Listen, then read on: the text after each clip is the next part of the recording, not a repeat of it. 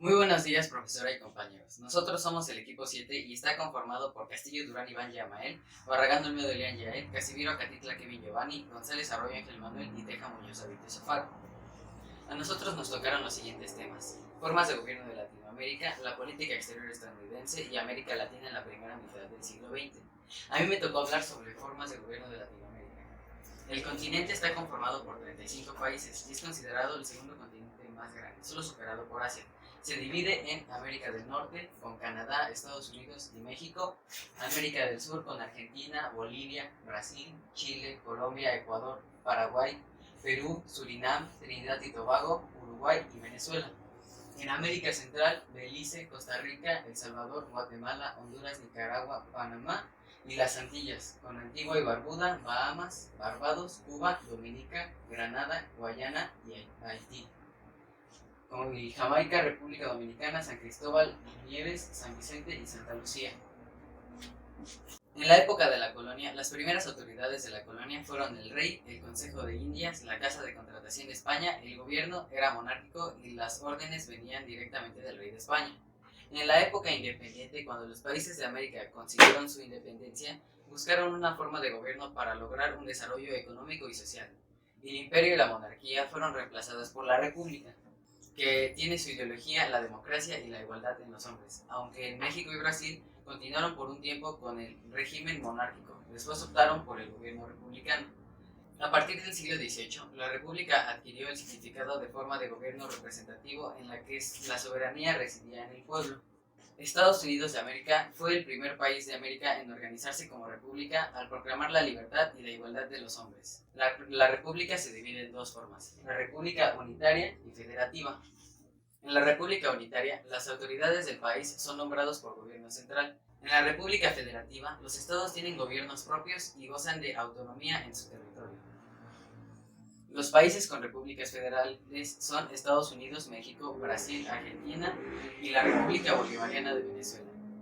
Las repúblicas unitarias son todos los demás países excepto Cuba, la cual es una república socialista. La república tiene diferentes características, ideologías y políticas, y se dividió entre centralistas y federalistas. Para los centralistas, la república central estaba sujeta al gobierno del capital del país.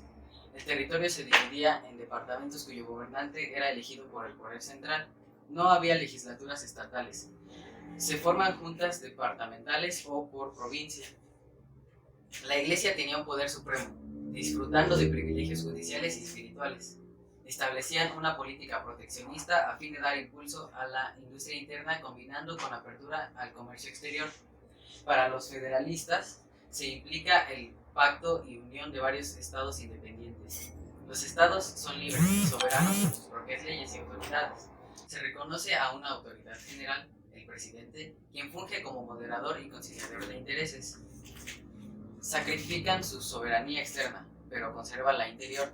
Están a favor de la apertura comercial y el libre cambio con las potencias capitalistas, a fin de impulsar el desarrollo industrial. Sostiene la división del gobierno en tres poderes: ejecutivo, legislativo y judicial.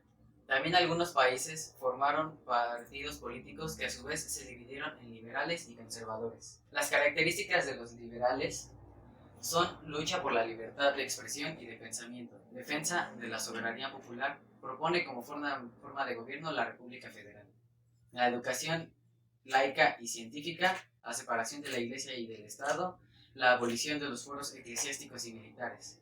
Los conservadores conservaban la religión católica como única, proponían la protección de los bienes eclesiásticos, presentaban como forma de gobierno una monarquía o, en su defecto, una república central. Planteaban mantener la educación en manos de la Iglesia. Actualmente podemos ver igualmente la división entre demócratas y republicanos en Estados Unidos y en nuestro país, que existen los partidos políticos de derecha e izquierda como ejemplo. Hola, mi nombre es Ángel Manuel González Arroyo y yo les seguiré platicando de las formas de gobierno en América Latina. Básicamente, en América Latina la estructurización del régimen político se podía rastrear en las labores de la lucha de la independencia. También recordemos que en la región hispana las élites tradicionales, herederas en su mayoría del imperio colonialista, perseguía dos grandes objetivos: que era encarar los problemas hereditados y crear las estructuras de gobierno cuyo poder no fuera desafiado por medios legales. Pero a lo largo, ambos objetivos serían incompatibles, ya que estas estructuras creadas eran una especie de seguro contra reformas necesarias, para después ser pedidas y proclamadas por los poderes políticos, religiosos, sociales, culturales y económicos. Pero también hay que tomar mucho en cuenta que a pesar de su inestabilidad en la política latinoamericana, no era tan caótica, ya que gracias a ciertas instituciones y reglas no escritas podían normar la conducta pública, quienes más adelante fueron los que garantizaron el orden basado en la lealtad y mantener unida a la sociedad. Este tipo de estructurización del orden social reprodujo una ciudadanía que obedece generalmente por la antigüedad y tradición, donde la ley es siempre disponible en el sentido que está expuesta y puede ser editada o cambiada por cualquier interés considerado superior. La proliferación y la estabilización de instituciones orientadas por esta lógica han terminado por perpetuar los males que se proponía combatir. Han sido incapaces e ineficaces para aplicar la ley, minando la cooperación, ya que la política en muchos casos no dependía de algún poder constitucional o institución, sino de las promesas personales de las élites y los caudillos políticos y económicos. Es decir, y por ejemplo también, toda propuesta impuesta por quien como gobierno ocupa el Estado un momento, aun así fuera ilegal o no, esta sería aplicada, que hasta el día de hoy se sigue naturalizando y se sigue usando. También hay que señalar que en el presidencialismo, como forma constitucional, en quien recae la responsabilidad de la toma de decisiones de naciones o la política, es un concepto estadounidense del poder político, ya que la institución presidencial se creó en América, ya que cuando los estados europeos empiezan a practicar el gobierno constitucional eran monarquías y tenían un jefe de estado que era hereditario. Sin embargo, pues estas monarquías ya no se practican tanto, ya que se toma más el presidencialismo, que ahora domina mayor parte del mundo. Así, en esta perspectiva, el presidencialismo ha sido un régimen donde el presidente es titular del poder ejecutivo, elegido mediante el voto popular del Estado o de la sociedad, y que se sigue practicando hasta el día de hoy. Existen dos criterios mínimos para definir a los sistemas presidenciales. Por un lado, el criterio definitorio de un sistema presidencial es la elección popular directa o casi directa del jefe de Estado por un tiempo determinado, el cual puede variar de 4 a 8 años. Y por parte, los sistemas presidenciales, el gobierno o el ejecutivo, no son designados mediante el voto parlamentario. Es el presidente quien a su discreción nombra y sustituye a los miembros del gabinete, y aún en el caso de censura parlamentaria no se viola este criterio, ya que sigue siendo el presidente el que retiene el poder de nominación. El gran problema con esta dinámica consiste en la primacía casi absoluta del presidente, lo cual genera un esquema en el que cada miembro, cada mandatario puede monopolizar los canales de agregación, dejando de lado el resto de las instituciones.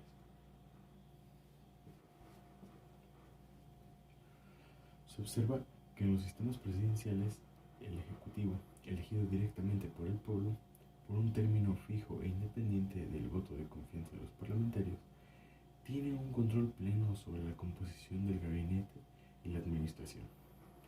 No obstante, la evaluación del presidencialismo ha funcionado mal por mucho.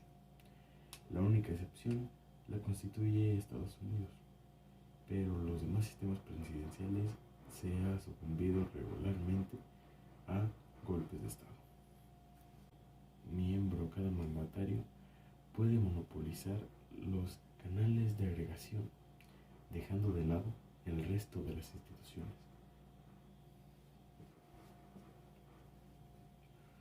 Se observa que en los sistemas presidenciales, el Ejecutivo, elegido directamente por el pueblo, por un término fijo e independiente del voto de confianza de los parlamentarios, tiene un control pleno sobre la composición del gabinete y la administración.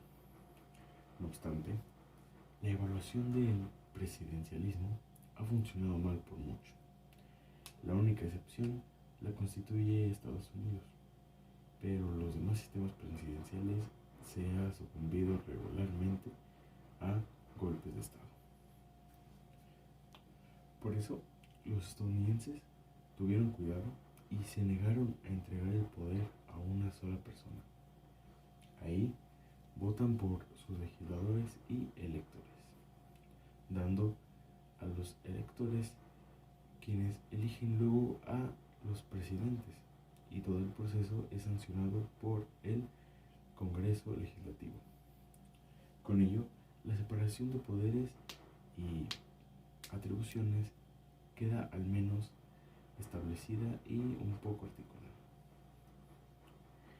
En la región, la institución presidencial ha derivado de un presidencialismo obsceno, abusivo y excesivo, que genera una imagen antipresente, o así como la concentración absoluta del poder total en la figura de una sola persona en específico.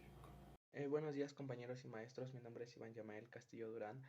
Yo vengo a exponerles por parte del equipo número 7 el tema de la nueva política exterior de Estados Unidos. Esto quiere decir que va relacionado con el TLC, el Tratado de Libre Comercio, el TLCAN, el Tratado de Libre Comercio de Norteamérica, y pues es más o menos relacionado con los intereses de América del Norte. Esto quiere decir Estados Unidos, porque hasta el siglo XXI América no era la potencia que es. Hace 130 años George Washington quiso tener una discusión con la Unión Europea y no quiso anteponer los intereses de la Unión Europea sobre los de América. Entonces él hizo un tratado donde se ponían los intereses desde el Atlántico hasta el Pacífico, de que se mantuvieran los medios económicos para que Estados Unidos se beneficiara. Entonces, a partir de eso, América Latina, el Caribe y todos esos puntos donde se comercializaba todo lo importante para Estados Unidos se fueron minimizando y se fueron denigrando al grado de que Estados Unidos fuera el único beneficiado en todo esto. Dependientemente de lo que se haga o no se haga, la política de puerta abierta se hizo con Asia. Esto quiere decir que tenían libre comercio con Asia, se podían comerciar cualquier tipo de materia prima, cualquier tipo de producto entre Estados Unidos y Asia. En Europa era un poco más estricto, pero lo que fue América Latina y el Caribe fueron un poco más discriminados por su tipo de gente y por la independización de las 13 colonias. Esto quiere decir que para proteger sus intereses y para proteger la independización de las 13 colonias, no quiere Estados Unidos que sea una nación como que esclavizada. Entonces, tras la adquisición de Filipinas, se hizo como un poco más agresiva la política exterior. Después de esto, se intentaron hacer nuevas políticas y se hizo un poco de renovaciones al tratado. Esto quiere decir como en 2016, en 2009, que se hicieron renovaciones al tratado. Esto quiere decir por los presidentes o por sus tipos de cambio de moneda. ¿Por qué? Porque hay unas devaluaciones o hay crisis, la crisis de 2009 o en 2014 me parece que también fue un poco por la devaluación del peso o de la moneda por unos problemas económicos que tuvo México. Esto quiere decir que a Estados Unidos le beneficiaba tener un tipo de cambio muy diferente porque se venía beneficiado al alza de su valor de moneda. El Caribe y los territorios hacía que una política exterior ante Estados Unidos fuera más insegura, fuera más cara y más indefensa, nos dejara más indefensos a Latinoamérica y a los países del Caribe. Entonces, el único beneficiado entre Europa, Asia, América Latina y el Caribe era Estados Unidos. Desde ahí se comenzó a hacer la idea del neoliberalismo. Esto quiere decir que se empezó a hacer como que el patriotismo y el sentimiento de la nación. Esto hacía que los héroes, los por ejemplo, George Washington, se hicieran íconos de Estados Unidos. Entonces, realmente, pues eso fue el liberalismo. En otra parte que tengo aquí explicado, el enfoque de Estados Unidos hacia Europa fue un acercamiento y afinidad de muchos temas, ¿no? El aparente dulce acercamiento de Trump y Rusia hacia Vladimir Putin fueron eh, muy frecuentes entre el 2015. Se redujo de las importaciones. En 1925 el 62% de la población trabajadora estaba ocupada en el campo. En 1945 esa cifra había reducido a un 45%. Los campesinos, los que contribuyeron a mantener los trabajos, se les bajó el salario con respecto a la inversión capital en la producción de bienes manufacturados. En ese aspecto se crearon nuevas industrias y por lo tanto aumentó el número de empleos. El populismo fueron algunos de los movimientos políticos que se desarrollaron en América Latina entre los años 30 y 40, que se caracterizaban por su posición oligárquicas y a los partidos tradicionales. Las medidas que favorecieron a los sectores populares y de las clases medias fueron los aumentos salariales, la salud pública y la extensión de la educación.